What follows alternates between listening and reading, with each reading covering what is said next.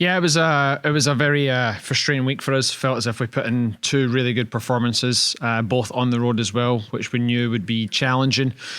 After going back to back on the road games, figured that would be quite heavy to do. But I thought we put in two really, really solid performances. I thought our preparation and how we got physically and mentally prepared for Ole Miss was really good. We went into that game. I think that we controlled most of the game. We created some good opportunities, and then they were able to capitalise on their chance that they got in the second half. And we had several opportunities throughout the second half that gave us a chance to get back into the game and tie it, and we missed a lot of them. And unfortunately, I think those frustrations turned over into Sunday as well, when the same thing happened. A goal for Northwestern State in the second half. We had a lot of opportunities to tie it before that, or even go ahead in the game, similar to Thursday, but we just missed some of those opportunities, and you could see the frustration come within the players on the field. And I know we'd mentioned before that it's a very young group on the front line. Like, a lot of our seniors and returners are on the defensive half of the field, with Isla and Lily, Natalie, Cicely playing a little deeper this year. So just a little inexperience there. And when you travel on the road and you've got 9 hours to UTRGV and then a long trip to Oxford, and it takes out of you, right? And they certainly aren't excuses. There are certainly things that we need to move through. And the challenge for the athletes now is how do they prepare better than they have done for the road game coming up this weekend against South Alabama. So for us to come out with the results that we did is a little frustrating, but the performances themselves have been fantastic, and we certainly need to make sure that we can step over that line, because we're right at it right now. We're playing some really good stuff, but we want to step over that and hopefully put ourselves in the win column moving into Sunday against South Alabama. What did it mean for you to see your girls kind of rally late into the game yesterday to force a draw on the road, knowing that this Sun Belt Conference slate we give this week? Yeah, it's who we are. It goes into our identity. And we said that at the start of the year, like for the first couple of games, we're not going to play perfect soccer. We're not going to have the best opportunities, and we're going to give up some stuff. But let's make sure the fans know who we are and what we stand for. So, going into yesterday after Northwestern State scored, we didn't even have to check in with that. The athletes kind of checked into themselves and knew that, okay, it's time for us to show who we are and what we're really about. And for us to go through and get a goal with under 2 minutes left kind of shows their character, the belief and the grit that the University of Louisiana stands for. And y'all have been playing multiple games throughout the week for the past few weeks. This week, one contest, the Sun Belt contest on the road. What are you looking to see out of your girls when it comes to traveling to Mobile, facing the Jags, and what's the key to getting a win on the road there?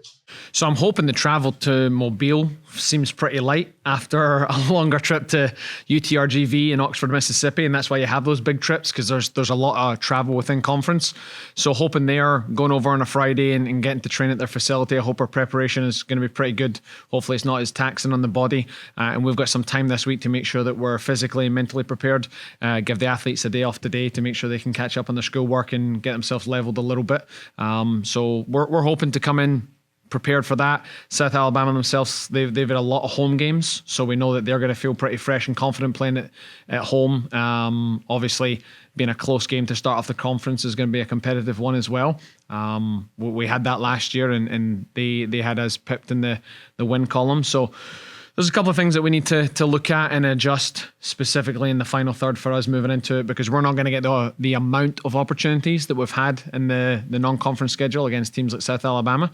So being able to capitalize on some of those opportunities are going to be key. You mentioned a lot of your experience comes on the defensive side this year, especially with your captains, Swinton, Parker, and Stevens. How important has those three been for you, especially as the season starts progressing through? Yeah, I think they've been paramount to the performances we've had. Again, would like to look beyond the results of it, because the performances we're putting in, when you've got a lot of seniority in the back half of the field, it's given us the confidence. They know what to do. They know how we want to build. They know how we want to defend. So I think that's one of the main reasons that we've had so much possession in a lot of the games so far, is because of their seniority and their experience back there has allowed us to build in a confidence and in a manner that we haven't been able to do in the past. So they've been key to everything that we've been doing on both sides of the ball, and hopefully we can start moving it together this week into our conference play. This non-conference slate, it seems like you've seen almost every style of game so far. You've had some dominating wins. You've had some games where you've seen your girls have to fight back and come from behind, and you see them have to have rally late. So overall, how do you feel like this non-conference slate has prepared you for what you're going to see going into conference play? Yeah, it was exactly what we wanted out of it. A variety of different teams that play a variety of different ways, attacking different ways, defending different ways. So I think from our non-conference schedule, we could pair up most of those opponents to some style against the opponents we're going to see in conference to give us a little bit of an idea of what they're going to do. So I think we're pretty prepared for what we need to do. It's just whether we go in and execute or not. And I've got full confidence in the athletes that they're going to use this time wisely and they're going to prepare themselves. I think they know best more than anyone what we need to do to step over that line. And I'm very confident in their responsibility to their development that we can prepare properly this week. South Al has kind of been the standard over the last couple of years in Sun Belt soccer play. What challenges do they kind of bring that you're really going to have to be focused on going into this matchup? Well, there's a ton of experience there. Like they've historically been very successful in this conference. So even although the direct players who won championships might not still be on the team, that heritage is there and that pride's there. They brought in some transfers in the offseason that are pretty electric going forward. So they've tried to replace some players they lost with some players they brought in. And from the film we've seen, they've done pretty well. And that's where they've got some really good results. They lost 4-2 to Mississippi State, but the performance doesn't reflect that. They played really well and they made it very difficult for Mississippi State to get the result at home. And the home field for South Al is pretty tough to get some points. So for us going into a program like that on the road for the first game, we just want to make sure that we go in and make it as difficult as possible for those guys and make it as uncomfortable for them so that they can't settle into their rhythm and hopefully upset them in their field. Talk about the spark Meek who's provided you off the bench the last 3 games. She seems to be just everywhere on the pitch at all times. Yeah, she's a phenomenal player, and for her to get settled in as quickly as she did was a testament to her professionalism and her ability. As she immediately come on with her first touch in the Rice game and split a backline open and we create an attack from it. And then moving into Ole Miss, same thing. She came off the bench and made a huge impact. And it's just going to be a matter of time. She missed the full preseason, just coming in as an international student. So it's going to take some time for her to catch up fully, but her impact in the game right now is the spark that we kind of need off the bench. And we saw that last night. She stepped into a space, just read the game really well, and technically was able to execute and get us a point on the road. So she's been huge for the team. Natalie Mays, and this goes back to the U2RGB game, but she recorded her 10th shutout. Kind of talk about her development. She's been with you a long time now, and kind of talk about the growth that you've seen from whenever she first came into where she's at now. You know, I think her growth now, on when we look at it from a soccer standpoint, is probably missed to the naked eye.